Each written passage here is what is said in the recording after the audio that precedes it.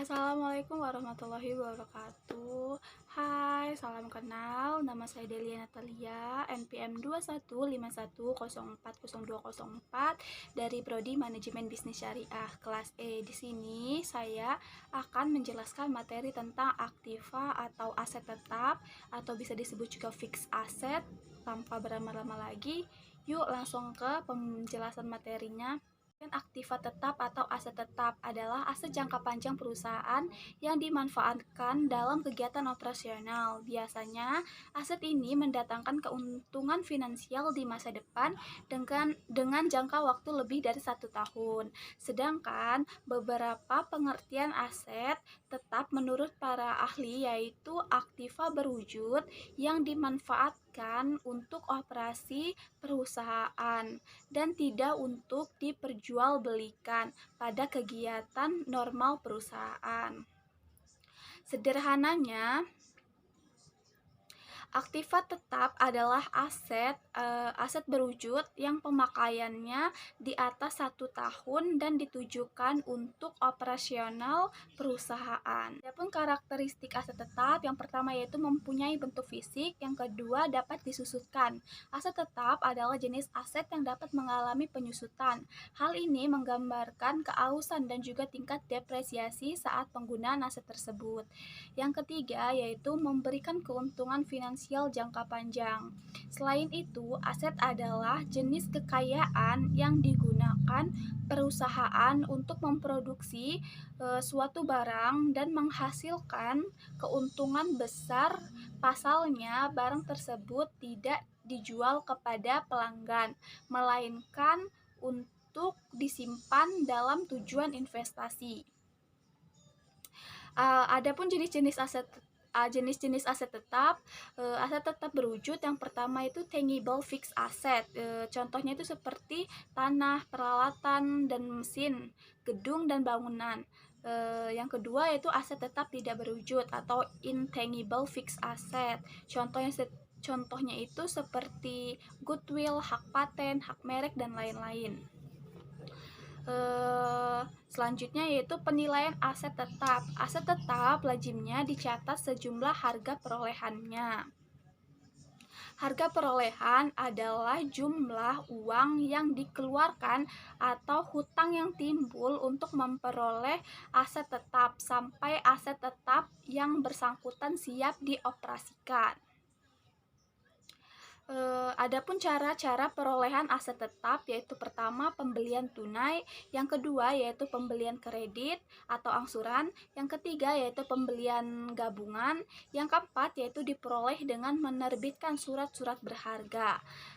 Yang kelima yaitu ditukarkan dengan aset tetap lainnya, selanjutnya diperoleh dari hadiah atau donasi, dan yang terakhir aset tetap dibuat sendiri.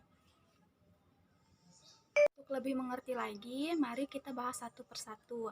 Yang pertama yaitu pembelian tunai. Bisa dilihat terdapat contoh soal pada tanggal 12 Maret 2020 PT Rena membeli sebuah mesin dengan harga 100 juta rupiah dengan PPN sebesar 10%, biaya pengangkutan dan bongkar muat sebesar 5 juta rupiah, biaya pemasangan sebesar 12 juta rupiah, dan biaya percobaan sebesar 4 juta rupiah. Karena penilaian aset tetap didapat dari menjumlahkan semua biaya yang dikeluarkan, maka kita perlu menjumlahkan semua biaya.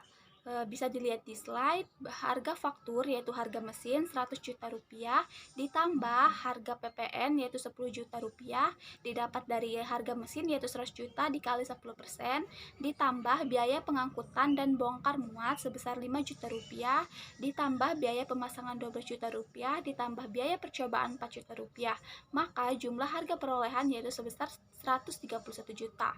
Ketika sudah dapat, kita masukkan atau kita catat di dalam jurnal. Bisa dilihat di slide. Di keterangan tanggal kita masukkan tanggal pembelian yaitu 17 Maret 2020. Dan di keterangan yang pertama kita tulis mesin, karena kita membeli maka masuk ke akun debit sebesar 131 juta. Dan di keterangan kedua kita tulis kas, karena kita membeli maka kas kita akan berkurang.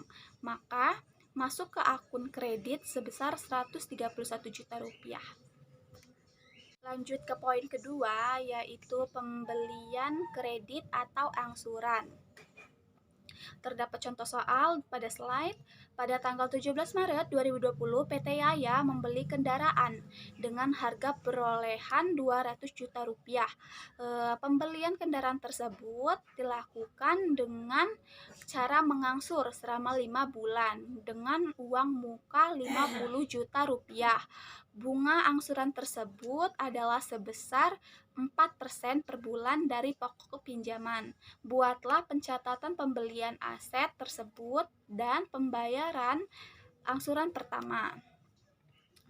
Untuk lebih mudahnya, maka kita perlu mencatat dahulu. Bisa dilihat di slide. Keterangan pertama kita tulis kendaraan dan masuk ke akun debit sebesar 200 juta rupiah. Di keterangan kedua yaitu kas, karena PT Yaya sudah membayar uang muka sebesar 50 juta rupiah, maka kita masukkan ke akun kredit. Maka sisa uang yang harus dibayar PT Yaya adalah sebesar 150 juta, maka masuk ke utang dagang. Setelah membuat pencatatan, sekarang kita akan melakukan perhitungan, yaitu biaya angsuran 150 juta rupiah dibagi 5, karena diangsur selama 5 bulan, sama dengan 30 juta rupiah. Beban bunga, yaitu bunga angsuran 150 juta dikali 4%, sama dengan 6 juta rupiah. Maka harga yang harus dibayar PT Yaya selama sebulan adalah 36 juta rupiah. Lanjut ke pencatatan pembayaran angsuran pertama. Bisa dilihat di jurnalnya, di keterangan tanggal kita tulis tanggal pembelian yaitu 17 April 2020. Di keterangan pertama kita tulis utang dagang masuk ke akun debit sebesar 30 juta rupiah. Keterangan kedua kita tulis beban bunga yaitu 6 juta rupiah masuk ke akun kredit dan dijumlahkan dengan total jumlah yang dibayar sebesar 36 juta rupiah. Baik, lanjut ke poin selanjutnya, pembelian gabungan.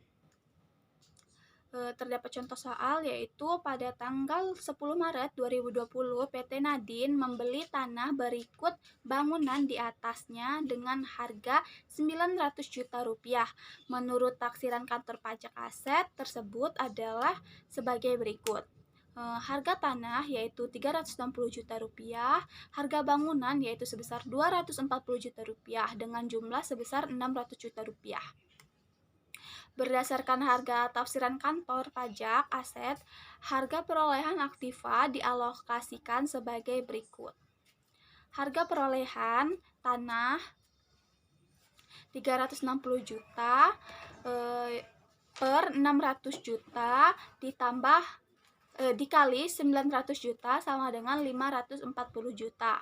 Harga perolehan bangunan yaitu 240 juta per 600 juta dikali 900 juta sama dengan 360 juta.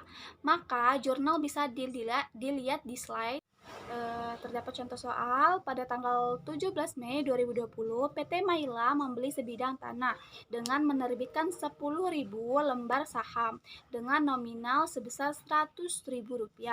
Harga pasar saham tersebut yaitu Rp97.000. Bagaimana pencatatan pertukarannya?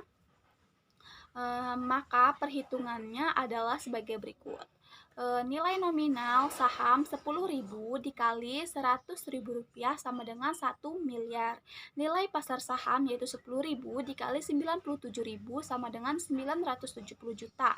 Jika kita lihat PT Maila mengalami disaigio, yaitu kerugian sebesar 30 juta rupiah. Setelah itu kita masukkan ke dalam jurnal. Bisa dilihat di slide pada kolom tanggal kita masukkan tanggal perolehan, yaitu 17 Mei 2020. Pada kolom keterangan pertama kita catat tanah masuk ke akun debit sebesar 970 juta.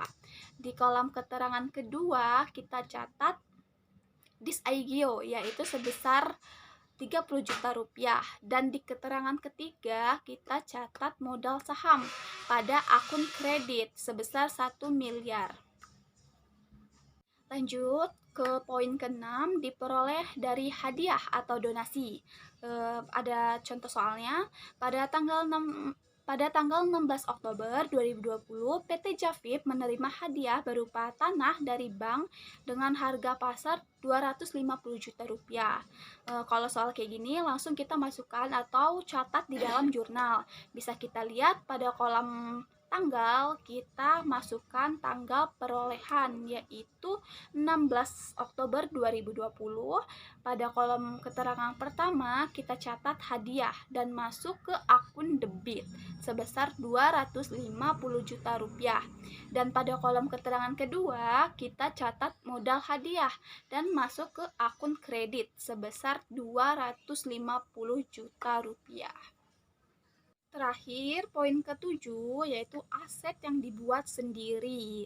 Harga perolehan aset tetap yang dibuat sendiri ditetapkan berdasarkan biaya-biaya yang terjadi sehubung dengan pembangunan aset tetap yang bersangkutan sehingga siap dipergunakan.